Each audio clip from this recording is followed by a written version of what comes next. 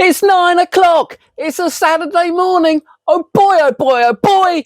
It's time for the Monster Magic Saturday Show. Let's do this. Wake up, it's a beautiful morning. Feel the sun shining for your eyes. Woohoo! It's Saturday morning. Yes. Welcome, people, to another Monster Magic the Saturday Show. I think I've got some very interesting products for you today. There's a lot of mentalism going on, which I know isn't testing my knowledge a little bit, but let's get straight into it with something that isn't mentalism. First up, we have Dicey Dots by Daryl and Murphy's Magic. Now, hands up, I am a massive Daryl fan.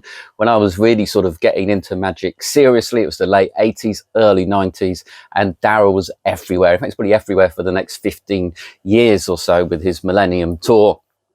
He wrote 2 books, Puerto Rico Gambler and Entertainment Pleasure, which I devoured. And there was also his lectures and stuff like that. And in fact, he was Magic Castle Close-Up Magician of the Year a couple of times. He was Parlour Magician of the Year a couple of times. Lecturer of the Year a couple of times, I think. He was amazing. And he was technically gifted and very charming, and also sort of put together some really nice, simple commercial routines. And this is one of those simple commercial routines. It's not the strongest piece of magic, I shall tell you that now, and it's probably not Daryl's strongest effect. What you do is you show that you have a dice, an ordinary dice. You can let the person roll it. Daryl has a couple of jokes about it, always rolling a 5 and stuff like that. All part of his charm. And you then produce a spot removing stick, which you wave over the dice that's in someone's hand. They open their hand and all of the ink is removed from the dice, and it is a plain white dice. It's short, simple and fun. And what is nice about it is that they end up with this blank die in their hand, which is quite a strange thing to see. And it does feel like the magic happens in their hands. You also get the spot removing paddle stick thing, and also the ordinary dice. The dice are quite light, probably something you'd get in a medium price board game. We're not talking Trivial Pursuit quality here, but the price is low. The price is only $12.99. It is easy to do and it is easy to perform.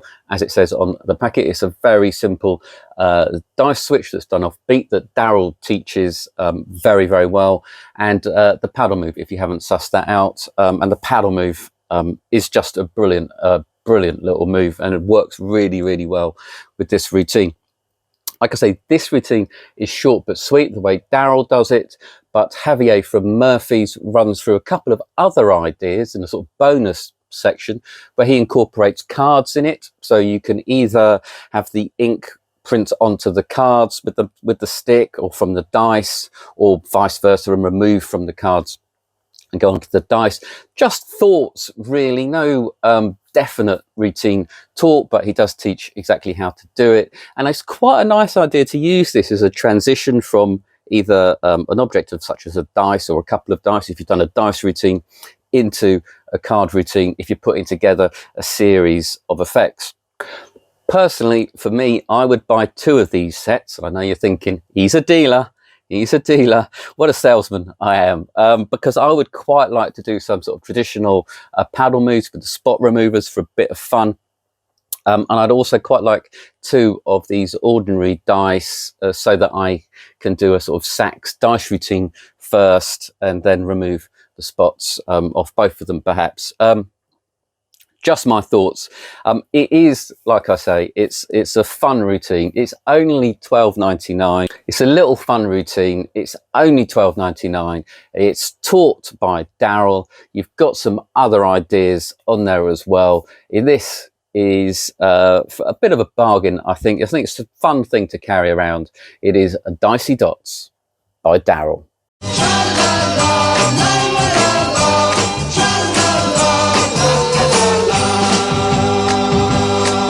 And next we have something I was requested by Nigel Quinn to review. Yes, it is Pure Psychometry by D. Christopher and the 1914 It's a beautiful box. This is where we drift into mentalism already. And I've got a love-hate relationship with mentalism. The thing about mentalism is it's always kept quite simple, and it's a lot of acting and it's a lot of performing. So before you see what you get in this beautiful box, let's run through the effect. You hand out 5 bags to spectators and you ask them to put in an object, not too big, obviously it's got to fit in the bag, and hopefully something that has a bit of history for them or that they can relate to, something that they've got a real connection with. They all get put in the bag, the bags get mixed up and you get blindfolded, and you are able to say which object belongs to which person. The plot is that simple, and what really makes this effect or routine work is how good you are at acting and relating to the people, and perhaps doing a small amount of cold reading, trying to get impressions from these objects. So let's go through what you get in the box. So the first thing you get in the box is the blindfold. You might think all blindfolds are the same. You can get gimmicked blindfolds and so on. This isn't a gimmick blindfold, it is genuine. You can't actually see through this material. How this works, D. Christopher goes onto it. It's more of how you put it on than anything else. And you get the bags. The bags are nice. The bags are nice. They're a nice heavy cloth, and they've got this sort of waterproof strong lining on, which D. Christopher says you never know what someone's going to give you, whether it's going to be sharp and it might rip an ordinary velvet bag. So that is a very good touch. I think this sort of shows D. Christopher's experience to do that, because if you've got some keys or whatever, the bags will wear out, especially if you're going to shake them around or if you're mixing them up in a bowl. You'd want these bags to last a long time, and they will. They're good, they're heavy, they're strong. He talks about the fact that you might want to, you can hand wash them and so on. And that's it. That is what is in the box. You get the bags, the blindfold. But what you also get, which is probably the most important bit, is D. Christopher's teaching. And his experience really shines here. So these bags hold the secret, and the method, well, the secret is along the same lines as all of these other bag detection bags that Smetzer's have come out, that Luca Volpe has done. I think it date back to Fogel, I think, was probably the first person to use this sort of idea. That idea still remains, but the way Dee's done it is pretty clever. And you have a subtle marking if you're in good lighting conditions, or if you control your lighting. But as Dee says, often on stage, you've got bright lights in your face, there's a lot of shadows going on, so there's a bolder marking as well. And that is a very smart thinking. It's all well hidden, and I don't think anyone is ever going to see or find the secret at all. And then you've got Dee's teaching of it, and it's nicely chaptered, the tutorial to work through the routine as Dee does it. He has a nice way of having the last object in the bowl and you saying what it is. So he teaches a sort of 5 different structures for the routine.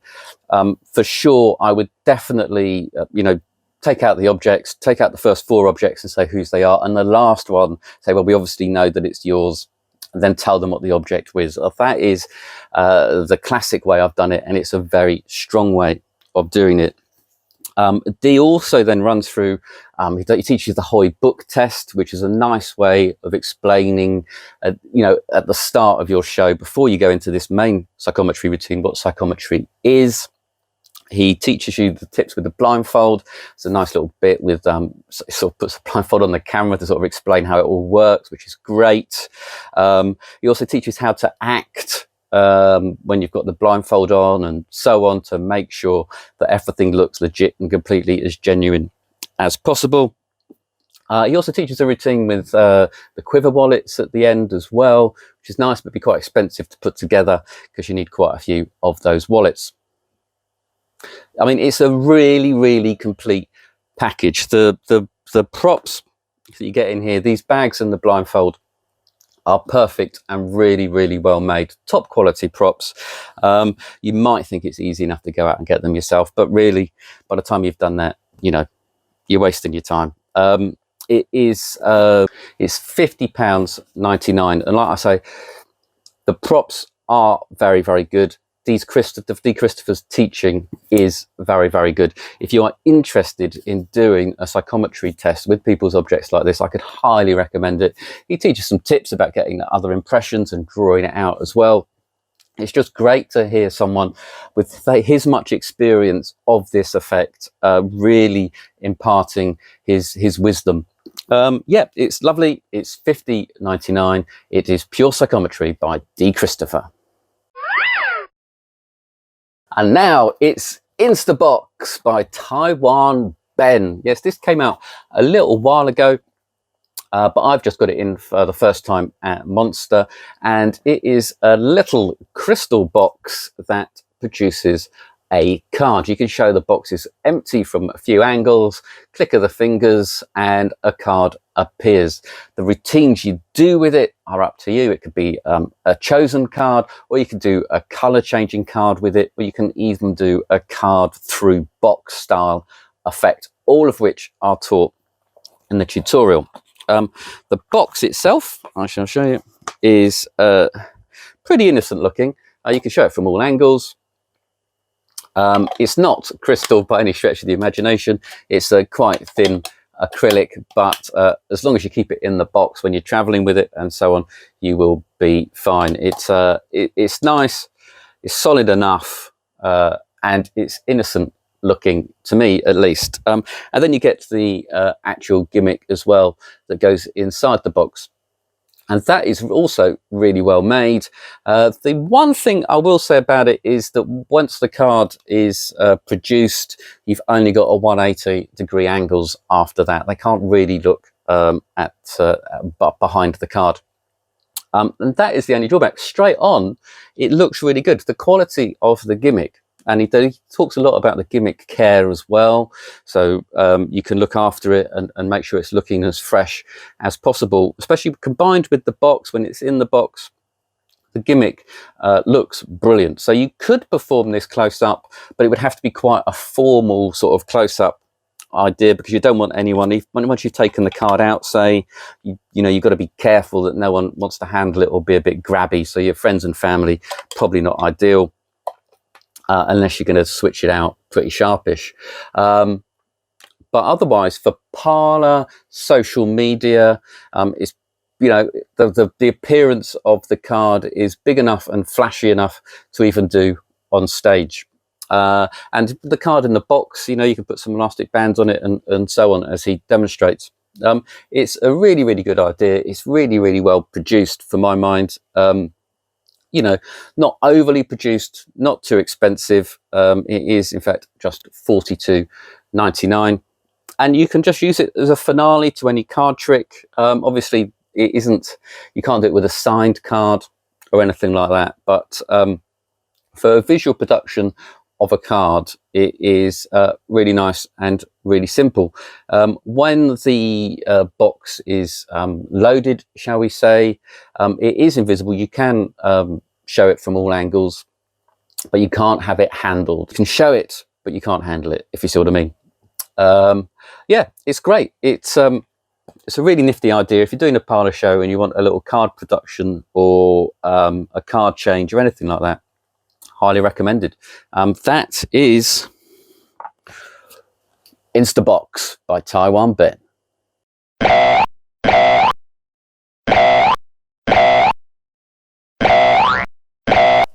And now we're back on the road of mentalism. Oh yes, with what is it called? Counterintuitive by Patrick Redford. This is an idea from an old Tenyo trick that Patrick has sort of taken, run with, and expanded upon.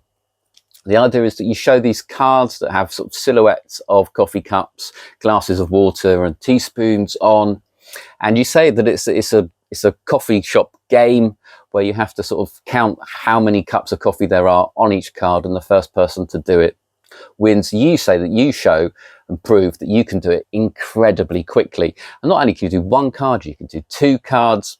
You can then sort of build on this and start talking about all the other objects as well and counting those very quickly in combination of cards. The finale is that they put the cards on top of each other and hide the cards, and you say how many coffee cups are on all of the cards together. They've been using their phone as a calculator all along to add them up. It is let's talk about the props first. The cards are great. The cards, let's just get this out for you. Let's hide the instructions. The cards are great. They're double-sided, so although you get 9, it sort of appears that you've got more because these can be either way up. And they're nicely designed so that when someone's laying them out, they can cover up the answer to how many cups there are. So that's the answer. So they cover them up, they show you, and you can tell them instantly. So the method is obviously that these cards are in some way marked to give you a hint, so you're not actually having to do the counting. And these markings they're quite intuitive, but it gets quite complicated. And I say that only because I'm not sure the effect is really worth the effort that you might put in to remembering the code. So the markings are coded, so they take a little bit of deciphering, and to get that quick and fast will take a little bit of time and a little bit of practice, especially if you want to move on from just doing coffee cups to doing the glasses of water, to doing the pieces of cake and so on. But they are very well hidden. You would never really know that there is anything suspicious about how these cups are laid out or anything like that at all. So very, very clever marking system. And also for the finale, where you can say how many cups there are on all of the cards, despite the cards being hidden. That's a really nifty idea as well. And that is the only real stage for me that appeals like magic. And that is the problem I have with this, is that it feels like you're either very, very good at counting these cards, at counting the cups on the cards, the coffees on the cards, or you've remembered them, or you've got some other sneaky secret going on. It feels more like a challenge, just doesn't feel like magic. The first few phases of telling them how many coffee cups are on the cards just doesn't feel like magic to me. The final phase does, but by that point, I think you've probably worn them out. The cards are black and white. I wish they were coloured. The original Tenyo trick was coloured birds in a tree. Kind of prefer the colour. I'm not that keen on the silhouettes. I wish it was a more attractive looking object as well. I just don't like it. I just think it's too much effort for what is a sort of puzzle to start off with, and then ends with a little bit of quite remarkable mentalism. But by that point, you've kind of sold them on the idea that there's a puzzle rather than you are actually reading their minds. It's $25.99. You might, be able to make it entertaining, but like I say, it's probably more effort than it's worth.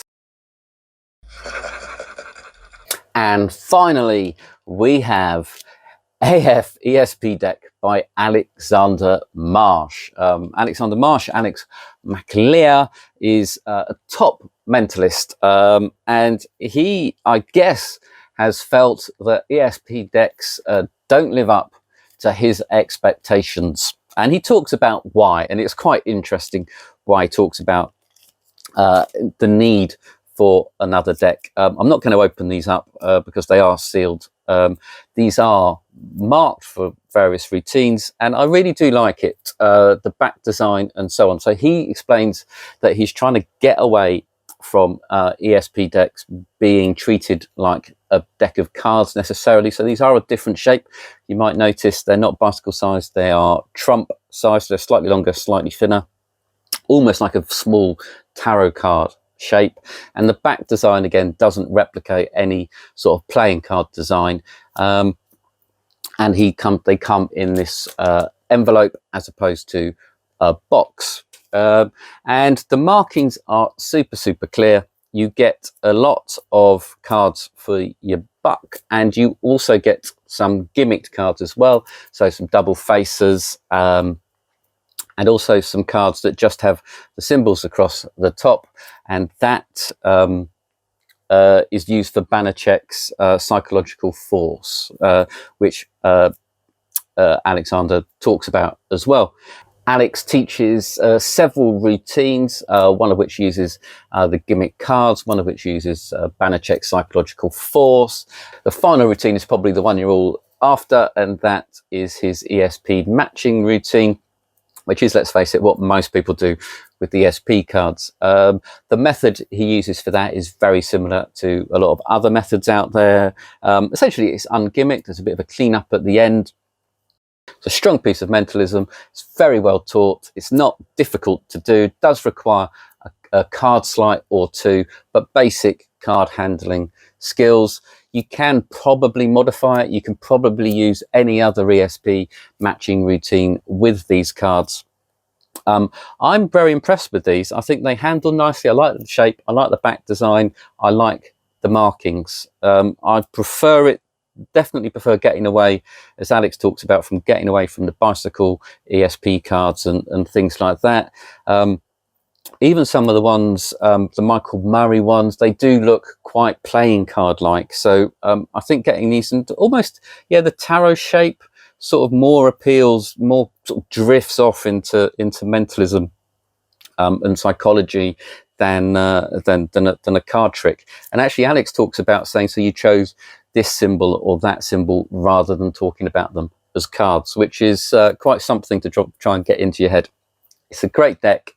It's a bit pricey at $32.99, but like I say, you get several sets of the cards, so you can build up banks of them, or for easy forcing, and plus you've got obviously the double faces and so on. Yep, and that is AFESP by Alexander Marsh.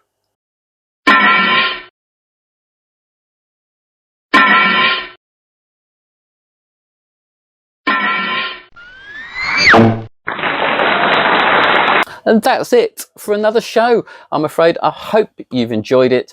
I've got a very busy weekend ahead because I am learning mnemonica. You can go and check out how I'm getting on the Monster Magic Facebook page. I hope you guys have got something much more fun planned. And as ever, get out there and have some fun with the best hobby in the world. Bye-bye.